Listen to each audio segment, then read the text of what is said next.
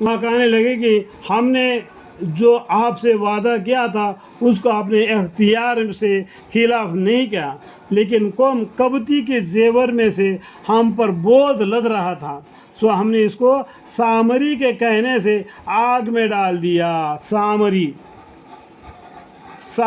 جو مٹی لایا تھا نا، وہ سامری کے کہنے سے ان کے بدن کے اوپر زیورات ہے نا بالکل بھاری لگ رہے تھے، اس لیے سامری نے کیا کیا، اس کو آگ میں دگا دیا۔ پھر اس طرح سامری نے بھی ڈال دیا۔ پھر اس سامری نے ان لوگوں کے لیے ایک بچڑا بنا کر ظاہری کیا کہ وہ ایک کلب تھا جس میں ایک بے معنی آواز تھی۔ یعنی جو بچڑا کس طریقے سے آواز کرتا ہے، کچھ معلوم ہوتا ہے کیا؟ اس طریقے سے بے معنی آواز تھی۔ سو احمق لوگ ایک دوسرے سے کہنے لگے کہ تمہارا اور موسیٰ کا بھی معبود تو یہ ہے۔ پس وہ یعنی موسیٰ علیہ السلام تو بھول گئے۔ کیا وہ لوگ اتنا بھی نہیں دیکھتے کہ وہ نہ تو ان کی کسی بات کا جواب دے سکتا ہے، نہ ان کو کسی ضرر یا نفع کا پر قدرت رکھتا ہے؟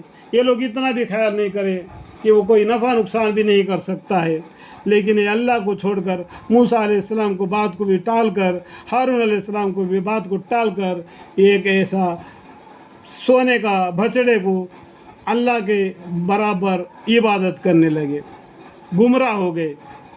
اور ان لوگوں سے ہارون علیہ السلام نے موسیٰ کو لوٹنے سے پہلے بھی کہا تھا کہ اے میری قوم، تم اس گوشالہ سب گمراہی میں پھنس گئے۔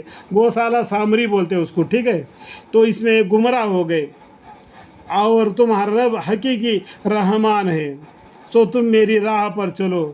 یعنی جو موسیٰ علیہ السلام اور ہارون علیہ السلام جو چل رہے وہ یہ دن صراط المستقیم ہے، اس راستے پر چلو اور میرا کہنا مانو۔ اس طریقے سے ہارون علیہ السلام نے اپنی قوم کو بولا۔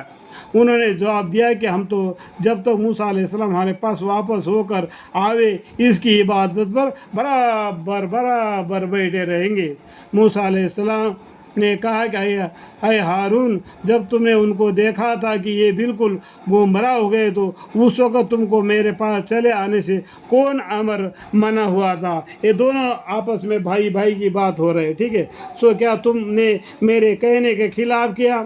ہارون علیہ السلام نے کہا اے میرے مائے جائے بھائی، ہارون علیہ السلام نے کہا اے میرے مائے جائے، تم میرے داڑھی مت پکڑنا اور نہ سر کے بال پکڑنا ان لوگوں کے سامنے، تاکہ میری شرمندگی ہو۔ مجھے اندیشہ ہو کہ تم کہنے لگو کہ تم نے بنی اسرائیل کے درمیان تفریق ڈال دی اور تم نے میرے بات کے پس نہ رکھ کیا۔ پھر سامری کی طرف متوجہ ہوئے، کہا اے سامری، تیرے کیا معاملہ ہے؟ پھر موسیٰ علیہ السلام نے کیا کیا؟ اپنے بھائی ہارون علیہ السلام کو چھوڑ کر اور سامری کی طرف مڑے اور سامری سے پوچھا تیرا کیا معاملہ ہے؟ اس نے کہا کہ مجھ کو ایسی چیز نظر آئی تھی جو اوروں کو نظر نہ آئی تھی۔ کب؟